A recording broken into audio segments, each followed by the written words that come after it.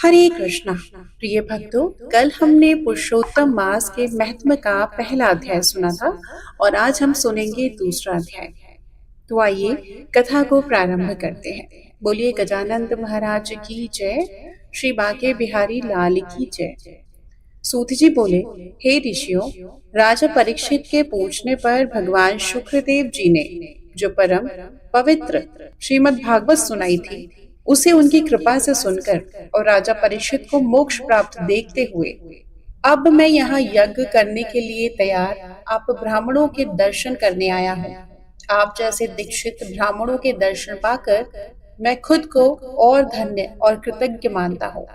ऋषियों ने कहा, हे साधु स्वभाव वाले सूत जी, अन्य संसारिक बातों को छोड़कर आपने भगवान व्यास जी के आशीर्वाद से उनके मुख से जो विलक्षण ज्ञान प्राप्त किया है, वही आज आप सुनाइए।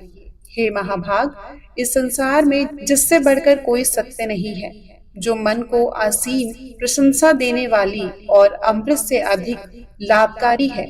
ऐसी पुण्य कथा हमें विस्तार पूर्वक सुनाइए। सूत जी बोले, यद्यपि मेरा जन्म विलोम ब्राह्मण माता और क्षत्रिय पिता के मेल से हुआ है, फिर भी मैं स्वयं को सौभाग्यशाली मानता हूँ कि आप जैसे श्रेष्ठ महापुरुष मुझसे कथा सुन रहे हैं।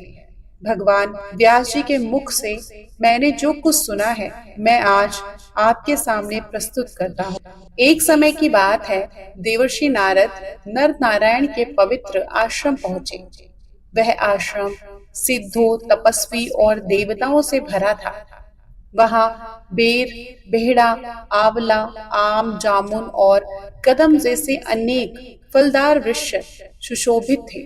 जहां भगवान विष्णु के चरणों से निकली गंगा और अलकनंदा बहती है, उस स्थान पर नारद जी ने उस आदि पुरुष नारायण के दर्शन किए, जिनका मन सदा ब्रह्म चिंतन में लगा रहता है, जिन्होंने अपनी इंद्रियों और काम क्रोध आदि शत्रुओं को जीत लिया था और जिनका शरीर दिव्य आभा से चमक रहा था।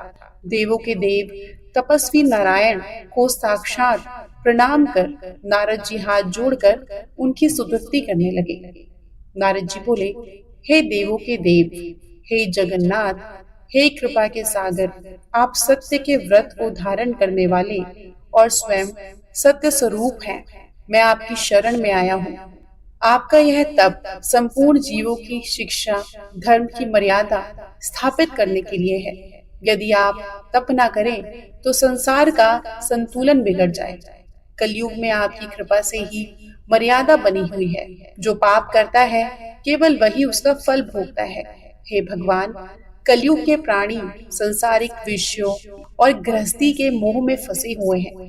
हे प्रभु, ऐसा मार्ग बताइए जिससे इन जीवों का भला हो और मेरा भी कल्याण हो।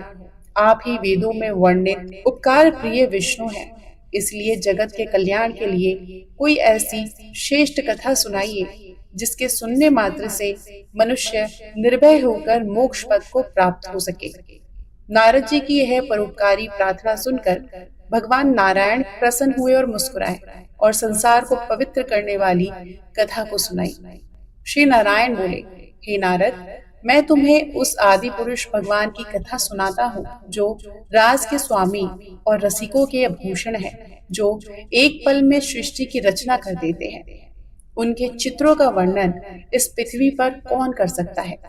हे वत्स्य, तुम स्वयं भगवान के चित्रों के सार को जानते हो और यह भी जानते हो कि उनके गुणों को वाणी द्वारा पूरी तरह नहीं कहा जा सकता। फिर भी मैं तुम्हें पुरुषोत्तम मास का अद्भुत महत्व सुनाता हूँ।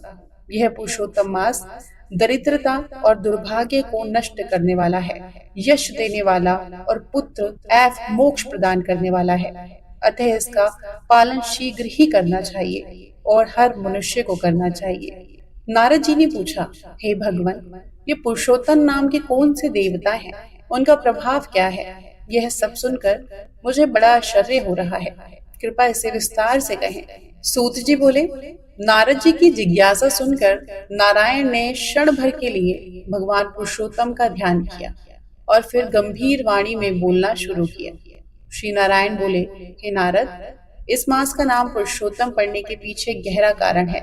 स्वयं करुणा के सागर भगवान पुरुषोत्तम श्री कृष्ण इनके स्वामी हैं। इसीलिए ऋषियों ने इसे पुरुषोत्तम मास कहा है। इस महीने में व्रत करने से भगवान स्वयं प्रसन्न होते हैं। फिर नारद जी बोले, हे प्रभु, मैंने चैत्र आदि 12 महीनों के बारे में सुना है, लेकिन उनके अपने अपने देवता हैं। लेकिन यह पुरुषोत्तम मास कभी सुनने में नहीं आया। यह मास कौन सा है? इसके स्वामी भगवान पुरुषोत्तम कैसे बने? कृपया इस मास का स्वरूप, इसकी विधि, स्नान, दान और पूजा के नियम विस्तार से बताइए। इस मास के कौन से देवताओं की पूजा होती है और वे क्या फल देते हैं? जो भी सत्य हो वह सब मुझसे कहें, क्योंकि साधु पुरुष बिना पूछे ही दीनों पर दया करके उपदेश देते हैं। इस संसार में जो लोग दूसरों के अधीन हैं, दरिद्र हैं, रोगी हैं, निसंतान हैं, गूंगे बहरे हैं, या जो पाखंडी और विद्याहीन हैं, जो वियोग और दुख की अग्नि में जल रहे हैं और नाना प्रकार के रोगों जैसे कुष्ठ, मिर्गी, क्षय रोग से पीड़ित हैं, इन सबको देखकर मेरा मन अत्यंत दुखी है। हे जगन्नाथ, मुझ पर दया करके कोई ऐसा अनुष्ठान बताएं जिससे ये जीव फिर से इन दुखों से मुक्त हो पाए और इन दुखों में जन्म ना ले। आप सर्वज्ञ हैं और सभी तत्वों के ज्ञाता हैं। सूत जी बोले, नारद जी के इस मधुर और परोपकारी वचनों को सुनकर देवों के देव नारायण चंद्रमा के समान शांत नारद जी से मेघ के समान गंभीर और सुखद वाणी में बोले। दूसरा अध्याय समाप्त। कल हम सुनेंगे तीसरा अध्याय। अगर आपने यहाँ तक कथा सुनी है उसके लिए आपका बहुत बहुत शुक्रिया। कल हम इसी समय तीसरा अध्याय भी जरूर सुनेंगे। अगर आप चैनल पर नए हैं तो आप सब्सक्राइब कर लें, ताकि आने वाली कथाएं भी आप हमारे साथ इसी आनंद पूर्वक सुन सकें। मिलते हैं कल इसी समय तीसरे अध्याय के साथ। तब तक के लिए हरे कृष्णा।